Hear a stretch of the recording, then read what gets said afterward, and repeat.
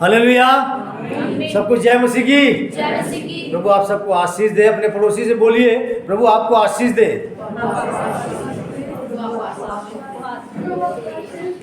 ठीक है, फिर से बोलिए आप दोबारा कि प्रभु आपसे प्रेम करता है। हालेलुया। ठीक है, लूका 15 अध्याय और आज ये 11 आयत से लेकर के मैं 24 आयत तक बात करूंगा, लेकिन इसको पूरा मैं पढ़वाऊंगा नहीं आपसे। और मैं पहला शमूएल 2 अध्याय 22 से लेकर के 25 से भी मैं बात करूंगा, लेकिन पूरा नहीं पढ़वाऊंगा। आपको मैं समझाऊंगा कि दोनों में फर्क क्या है। पुराना नियम और नया नियम में जो कैरेक्टर यहाँ पर दिया है, एक खोए हुए पुत्र के विषय में, जिसे कहा जाता है उड़ाऊ पुत्र। उड़ाऊ पुत्र क्यों कहा गया? क्योंकि उसने सारी संपत्ति क्या किया? उड़ा दिया। ठीक है, 15 अध्याय निकाल लिया लूका, और उसकी 17 आयत से लेकर के मैं चाहता हूं कि आप, यहाँ ग्रेस है मैडम, वो ऊंची आवाज में खड़ी होकर पढ़ेगी 17 से लेकर 24 तक। जब वह अपने आपे में आया तब कहने लगा, मेरे पिता के कितने ही मजदूरों को भोजन से अधिक रोटी मिलती है और मैं यहाँ भूखा मर रहा हूँ। मैं अब उठकर अपने पिता के पास जाऊंगा और उससे कहूंगा कि पिताजी, मैंने स्वर्ग के विरोध में पाप और तेरी दृष्टि में पाप किया है। अब इस योग्य नहीं रहा कि तेरा पुत्र कहलाऊं। मुझे अपने एक मजदूर के समान रख ले। तब वह उठकर अपने पिता के पास चला और तभी दूर ही था कि उसके पिता ने उसे देखकर तरस खाया और दौड़कर उसे गले लगाया और बहुत चूमा। पुत्र ने उससे कहा, पिताजी, मैंने स्वर्ग के विरोध में और तेरी दृष्टि में पाप किया है और अब इस योग्य नहीं रहा कि तेरा पुत्र कहलाऊं। परंतु पिता ने दासों से कहा, झट अच्छे से अच्छा वस्त्र निकालकर उसे पहनाओ और उसके हाथ में अंगूठी और पाँव में जूतियाँ पहनाओ और पला हुआ बछड़ा लाकर मारो, ताकि हम खाएं और आनंद मनाएं। क्योंकि मेरा यह पुत्र मर गया था, फिर जी गया है, खो गया था, अब मिल गया है, और ये आनंद करने लगे। हालेलुया। अभी यहाँ पे आपने देखा, एक कहानी है, थोड़ा सा मैं पीछे से मैं बताऊं तो प्रभु यीशु मसीह अपने बहुत से सेवकाई के दौरान बातें करते रहे लोगों से, और फिर जब लोग उसके पास आए तो लिखा है कि सब चुंगी लेने वाले और पापी उसके पास आया करते थे ताकि उसकी सुनने के लिए उसके पास आते थे। और क्या होता है, पहली आयत में, दूसरी आयत से लेकर के उसके बाद देखा, और फरीसी शास्त्री कुड़कुड़ाकर कहने लगे कि यह तो पापियों से मिलता है और उनके साथ खाता भी है। तब उसने उनसे यह दृष्टांत कहा। क्या कहा? प्रभु यीशु मसीह एक खोए हुए भेड़ के बारे में बताते हैं कि 100 भेड़ें हैं एक चरवाहे के पास, 99 भेड़ें तो हैं, एक खो जाता है, उसके लिए वो कैसे परिश्रम करता है। एक स्त्री का 10 रुपया होता है, उसके एक सिक्का खो जाता है, उसके लिए कितना खोजती है। एक खोया हुआ पुत्र है। क्या है वो? खोया हुआ पुत्र है। लेकिन ये पुत्र जो है, क्या हुआ था, पूरी संपत्ति, 2 भाई हैं और अपनी आधी संपत्ति क्या करा, लेकर के बाहर चला गया, दूर देश चला गया।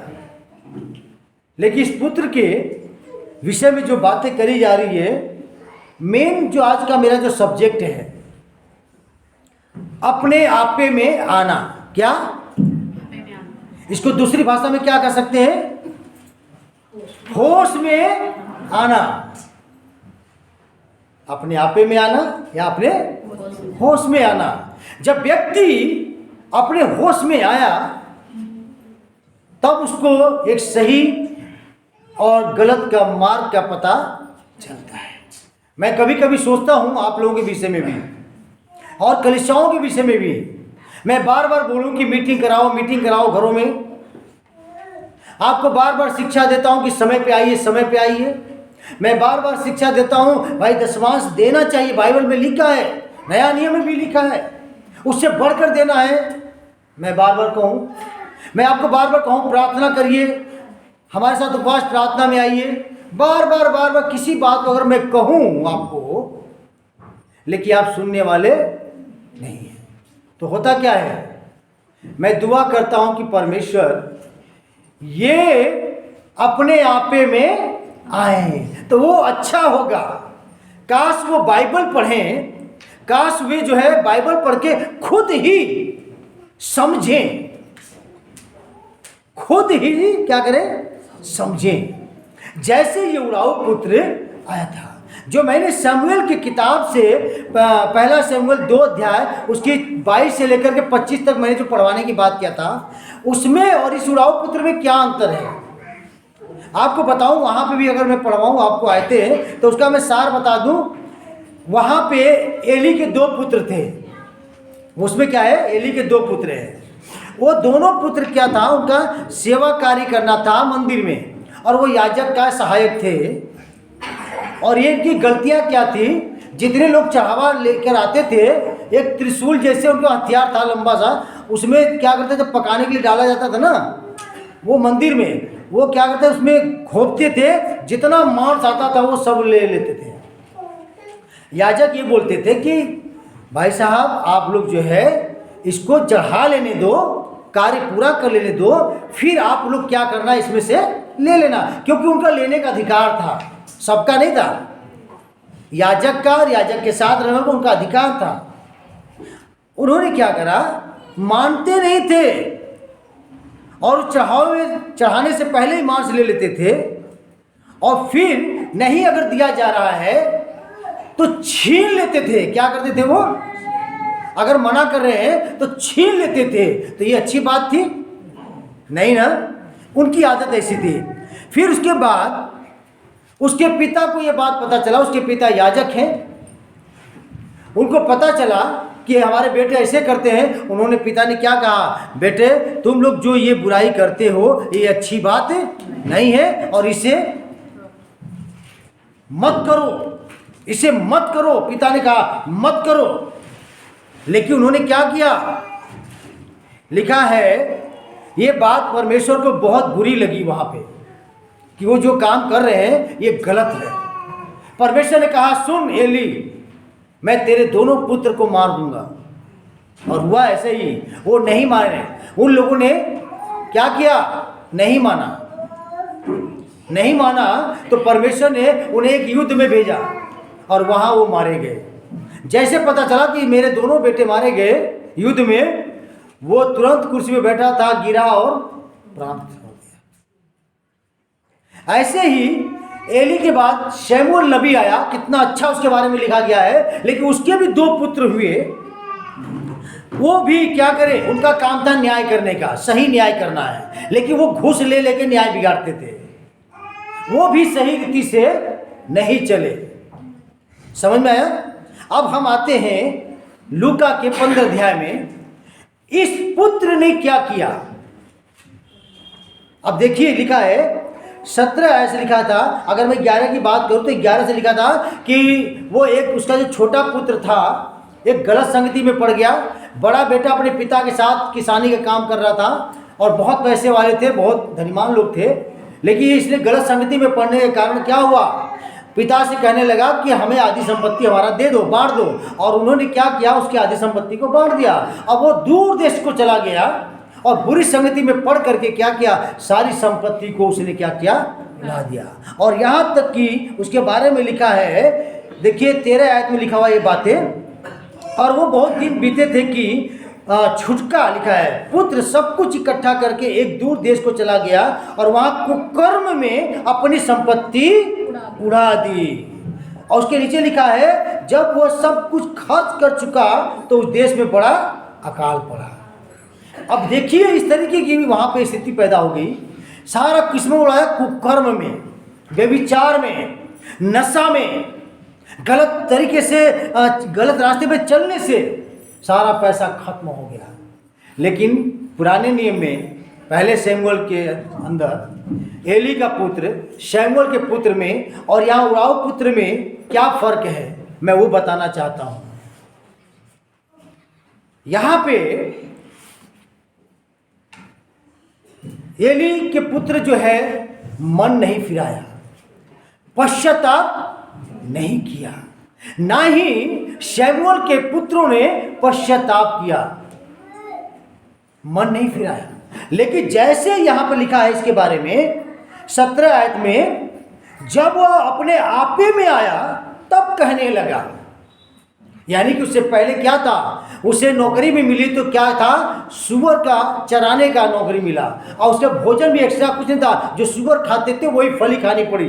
जब कुछ समय बीत गया बहुत ज़्यादा, वो एक दिन बैठा आराम से, एक दिन सोचने लगा, तब उसका क्या हुआ, आपे में आना हुआ। तो उसने अपने विषय में क्या कहने लगा, जब वो अपने आपे में आया तब कहने लगा कि मेरे पिता के कितने ही मजदूरों को भोजन से अधिक रोटी मिलती है और मैं यहाँ भूखा मर रहा हूँ। यानी कि ये चीज़ें उसके जीवन में आया। तब उसने क्या किया, क्या कहा, और मैं उठ करके अपने पिता के घर जाऊँगा और उसे कहूँगा कि हे पिता, स्वर्ग के परमेश्वर जो है उसके विरुद्ध में मैंने पाप किया और तेरी दृष्टि में भी मैंने पाप किया है। और वो उठ करके गया, और जैसे पहुंचने वाला था उसका पिता देखता है और उसे आनंद से क्या करता है, गोद भर लेता है। और जैसे वो पिता गोद भरता है, वो घर लेके आता है, वो वही शब्द कहता है जो उसने सोचा था मन में कि मैंने स्वर्ग के परमेश्वर के विरुद्ध मैंने पाप किया और मैं अपने पिता के भी विरुद्ध पाप किया, क्योंकि जो आज्ञा हमें पालन करना चाहिए था वो नहीं किया और मैंने इतनी बुराई किया है। उसने मन फिराया और वही जाके उसने कहा, उसके पिता ने कहा, वो कहता मैं योग्य नहीं रहा कि तेरा पुत्र कहलाऊं, परंतु पिता ने अपने दासों से कहा, झट अच्छे से अच्छा वस्त्र निकाल कर उसे पहनाओ और उसके हाथ में अंगूठी और पाँव में जूतियां पहनाओ और पला हुआ बछड़ा लाकर मारो ताकि हम खाएं और आनंद मनाएं। अब आप सोचिए कि दोनों में फर्क क्या रहा। उन्होंने मन नहीं फिराया, इसने मन को फिराया। आज मैं इसके विषय में कहना चाहूँगा, पहली बात जो 18 आयत में लिखा था कि उसने अपनी गलती को स्वीकार किया। पहली बात क्या है, गलती को स्वीकार किया। अगर हम बाइबल के अनुसार देखें, पहला यूहन्ना की पत्री 1 अध्याय उसकी 8 और 9 आयत में क्या कहता है, यदि हम कहें कि हम में कुछ भी पाप नहीं तो हम अपने आप को क्या करते हैं, धोखा देते हैं प्रियो। जबकि हम कहीं ना कहीं पाप करते हैं, गुनाह करते हैं और फिर उसके बाद हम स्वीकार भी नहीं करते हैं। यशाया 1:18 में लिखा है, पुराने नियम में कहता है यहोवा परमेश्वर, आओ हम आपस में वाद विवाद करें, तुम्हारे पाप चाहे लाल रंग के हों चाहे अर्गवानी रंग के हों, वो हिम के समान उजले हो जाएंगे। इससे हमें मालूम पड़ता है कि हम लोग किसी प्रकार का भी गुनाह किए और यदि हम अपने पापों को स्वीकार कर लें तो पिता क्या करेगा, उसे क्षमा करेगा। दूसरी बात, उसे क्या हुआ, जब उसने स्वीकार किया अपनी गलती को कि हाँ मैं पापी हूं, मैंने गलत किया है,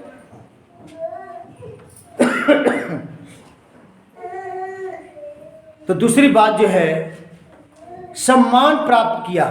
क्या किया,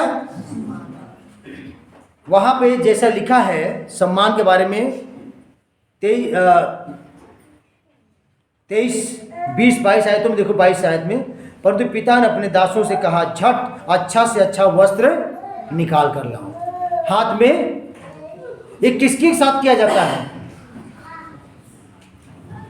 जिसको सम्मान में देना है, शॉल को ओढ़ाना, अच्छे वस्त्र देना, कुछ गिफ्ट करना, सोने का अंगूठी देना, ये सब देखिए। ये बातें इसलिए यहाँ पे हम देखते हैं कि भजन संहिता में 113 अध्याय उसकी 7 आयत में लिखा है, वह कंगाल को मिट्टी पर से और दरिद्र को भूरे से उठाकर ऊंचा करता है। कौन, यहोवा परमेश्वर। किसको, कंगाल को।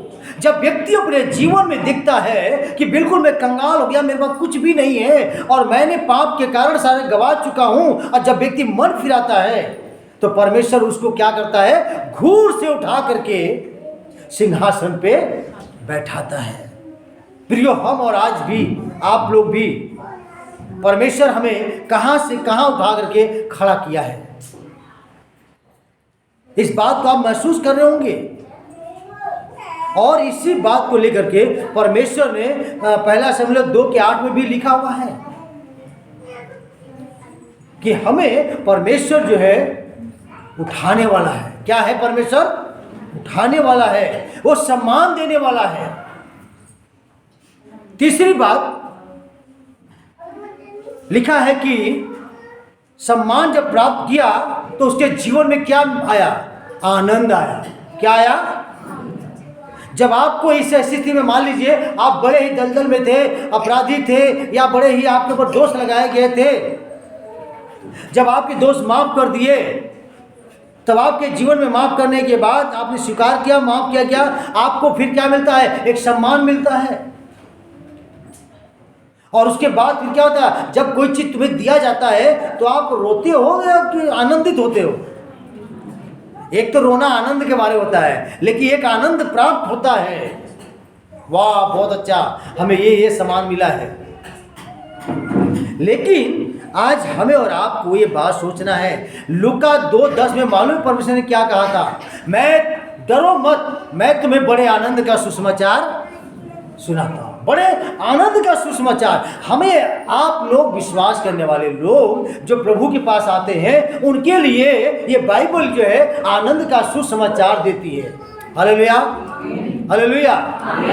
ये आनंद का सुसमाचार देती है। और आज हम ये नहीं कि प्रभु के पास आए हैं, अगर मैं दुखी हूं तो ये अपनी गलती के कारण है, क्योंकि प्रभु तो छुटकारा देना चाहते हैं। प्रभु ने कहा, मुझसे प्रार्थना करो, मैं सुनूंगा, मैं उत्तर दूंगा। मैं बीमारों के लिए आया हूं, दबे कुचले लोगों के लिए आया हूं, असहाय लोगों के लिए आया हूं, मैं तमाम प्रकार के बीमारियों को ठीक करने के लिए आया हूं। आप उसके पास आओ। आपकी कमी घटी है, मेरे जीवन की कमी घटी है। यहां बैठी है बहन, इसके जीवन में कमी घटी थी, 4 साल 5 साल बीत गए, परमेश्वर ने आशीष दिया और लोगों को आशीष दिया। इसलिए मैं कह रहा हूं कि गलती हमारी होती है कि हम आनंद प्राप्त नहीं कर पाते हैं। इसीलिए हमें वहां देखने को मिलता है कि वो व्यक्ति जो है बड़ा ही आनंद प्राप्त किया। और ये क्यों? कोई भी व्यक्ति गलत कार्य से मन फिराकर भले काम में लग जाए तो उससे हर एक व्यक्ति प्रसन्न होता है। ऐसे ही परमेश्वर भी ये उड़ाऊ पुत्र के विषय में कहता है, उसने अपनी गलती को क्या करा? स्वीकार कर लिया। आपको मैंने पहले बताया था, विश्वास की अद्भुत रेखा एक किताब के अंदर क्या लिखा है? वह एक परिवार था जहाँ पे उसकी लड़की व्यभिचार करने में लग गई थी, होटलों में रहती थी। उसके घर के लोग शर्मिंदगी के मारे परेशान हो गए। उसकी माँ तो चाहती थी मर जाए, उसके भाई लोग भी मिलना नहीं चाहते। लेकिन एक दिन हुआ क्या? वो प्रार्थना नहीं कर रही थी सही तरीके से। अब उसकी माँ जो है, मुलाकात डॉक्टर पोलोमिच के साथ हुई, उन्होंने सिखाया कि कैसे प्रार्थना करना है। और जब वो उस रीति से प्रार्थना करने लगी, प्रभु का आत्मा उसके होटल में जाकर के मन को बदल दिया। और उसने क्या किया? वो काम छोड़ करके घर वापस आने का निर्णय लिया। और हुआ क्या? जो लोग एक्सेप्ट नहीं करना चाह रहे थे, उसको क्या किया? उसके माता पिता ने उसे क्या किया? ग्रहण कर लिया। बाइबल में पापनी स्त्री के बारे में देखते हैं, पापी व्यक्तियों के बारे में देखते हैं कि वो लोग क्या करते हैं? अपना मन फिराते हैं, प्रभु के पास आते हैं, प्रभु ने क्या करते हैं? क्षमा करते हैं। और जिसके जीवन में पाप क्षमा हो गया, जिनके जीवन में आशीष मिली है, वो आनंदित नहीं होगा तो क्या होगा? इसलिए हम और आप जो है परमेश्वर के इन वचनों को हम बड़े ध्यान से आपने सुना है। प्रभु आप सबको बहुत ऐसे आशीष दे। हालेलुया। क्योंकि हम लोगों को आशीष लेने के लिए भी बुलाए गए हैं, आशीष देने के लिए भी बुलाए गए हैं। हम आशीष के वारिस हो गए हैं, क्योंकि हम लोग का परमेश्वर अब्राहम, इसहाक, याकूब का परमेश्वर है जो चला आ रहा है। और आज हम छुटकारा पाए हुए लोग जो आशीष पाए हैं, तभी तो यहाँ बैठे हैं। सो मैं परमेश्वर का आज के इस वचन के लिए मैं बहुत ही धन्यवाद करता हूँ, क्योंकि हम लोगों ने इस उड़ाऊ के पुत्र से उड़ाऊ पुत्र से यही सीखने को मिलता है कि व्यक्ति यदि अपने पाप से, गुनाह से, अपनी गलतियों से अगर स्वीकार कर ले तो क्या होगा, उसको क्षमा कर दिया जाएगा। और जिसे क्षमा प्राप्त हो जाती है उसको लोग सम्मान दृष्टि से देखने लगते हैं, और जिसे सम्मान मिलता है उसके जीवन में क्या होता है, आशीष प्राप्त होती है, आनंद आता है, उसके जीवन आनंदित हो जाता है। और जिसका जीवन आनंदित होता है दूसरे भी लोग देखते हैं, अरे इसकी कैसे इतना आनंद प्राप्त हुआ, ये तो बहुत दुखी था, ये तो परेशान था, समस्या में था, ये कैसे हो गया। सो प्रियो, मैं बार बार किसी चीज को मैं कह रहा हूं आपको, आप नहीं सुन रहे हैं, आपको अपने आपे में आने की जरूरत है। अगर जिस दिन हमारे बच्चे, आपके बच्चे या आप बुजुर्ग चाहे जवान कोई भी क्यों ना हो, अपने आपे में आएगा, उसे ये बात मालूम पड़ जाएगा कि सही क्या है और गलत क्या है। आज दुनिया में हम देख रहे हैं माहौल को, इसलिए इस बात को लेकर के परमेश्वर जो है हमें जो अगुवाई किया कि मैं आपके बीच में वचन दूं, तो परमेश्वर हमें दिया है। प्रभु इस वचन द्वारा हम सबको बहुत ऐसे आशीष दे।